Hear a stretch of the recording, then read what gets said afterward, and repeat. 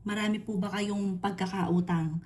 Hindi mo malaman kung paano mo ito babayaran. Mahirap po yan. Talagang mahirap dalhin lalo na kung ikaw ay lubog sa utang at hindi mo malaman kung paano ka makakabayad.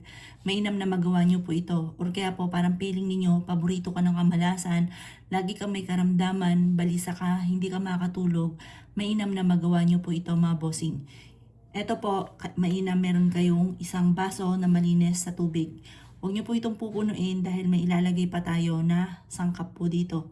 Kailangan din po natin ng itlog mga boss. Alam niyo po ba, ang paglalagay ng itlog na marami sa inyong tahanan, sumisimbolo po ito ng for prosperity. Maswerte po yan at umihigop din po yan lalo na ang eggshell ng mga negative energy.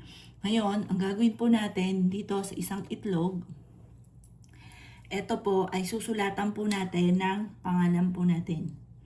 Ngayon, ang kailangan natin gamitin na panulat ay pula. Isusulat nyo po dito yung pangalan ninyo. Ako po, Apple Pagyo.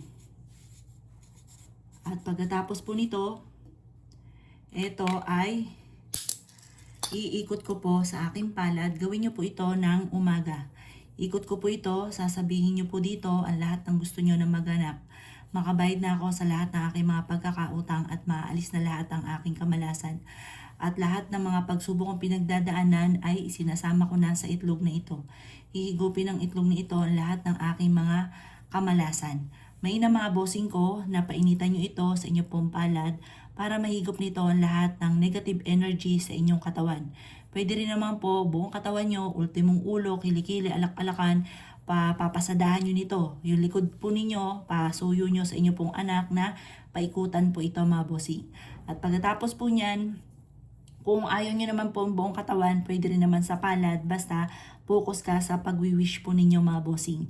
At pagkatapos nyo po na mag-wish ka dito mga bossing ko, na nasabi nyo na lahat ang gusto nyo, na inaalis ko na lahat ang aking kamalasan, ang aking karamdaman, ay isinasama ko na sa itlog na ito. At pagkatapos po nyan, ito po ay babasagin po natin. Yan. Mas mainam mga bossing ko na kung kayo ay magbabasag, huwag nyo na munang aalisin lahat mga bossing ko yung itlog. Tirhan nyo po yan at may gagawin pa po tayo dyan. Pagkatapos nyo po itong basagin mga boss, ito po ay tatakluban ng inyo pong kamay. Pakita ko lang po sa inyo mga boss, mas mainam. Nakataklob po yan. At nakita nyo yung mga bubbles. Yan yung mga negative energy na kumapit po sa inyo mga bossing. Hayaan nyo lamang po siya mga bossing ko na nakaganyan. Makikita nyo po yan, lulutang po yan. Inaalis ko na lahat ng kamalasan ko at huwag ka na muling babalik pa. Positive lamang po mga bossing ko, habang ginagawa nyo po ito, i-wish nyo na lahat ng mga kamalasan po ninyo ay ayaw nyo na muling bumalik pa sa inyo. Isinasama nyo na sa itlog nito ang lahat ng kamalasan, lahat ng karamdaman, lahat ng mga pagsubok na pinagdadaanan mga bossing. Yan po, nakita nyo pa mga boss, may mga ano-ano po siya, bilog-bilog.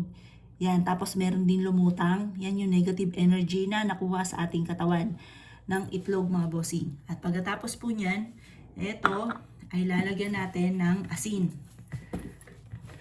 para maalis na kung ano man ang mga kamalasan, para hindi na muli siyang makabalik pa. Tinatapon ko na lahat ng kamalasan ko at huwag ko na muling babalik pa. Yan po mga boss.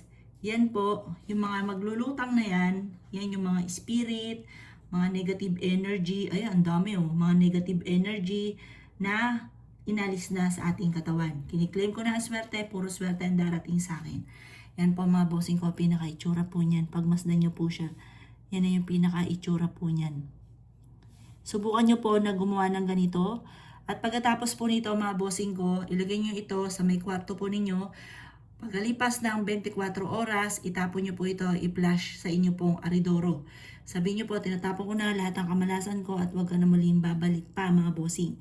Ito po ay makakatulong upang sa ganon, maalis lahat ng mga kamalasan na pinagdadaanan ninyo, lalo na ng mga nakalipas sa taon. Kung hindi nyo pa ito nagagawa, ngayon nyo lang ito ginawa. Yan po mga bossing ay inaalis na natin ang lahat ng mga kamalasan ng mga nakalipas sa taon. At ngayong taon ito ng 2026, puro swerte ang darating sa akin. Subukan niyo po ito at magpapasalamat ka sa pampaswerteng ito. Lahat ng mga lumulutang na mga bubbles na yan po yung mga negative na inalis na po sa atin. Gawin niyo po ito sa umaga mga boss at makakatulong po ito para maalis na yung mga negative energy sa buhay po natin mga bossing. Subukan niyo po itong gawin at good luck po sa inyo po lahat.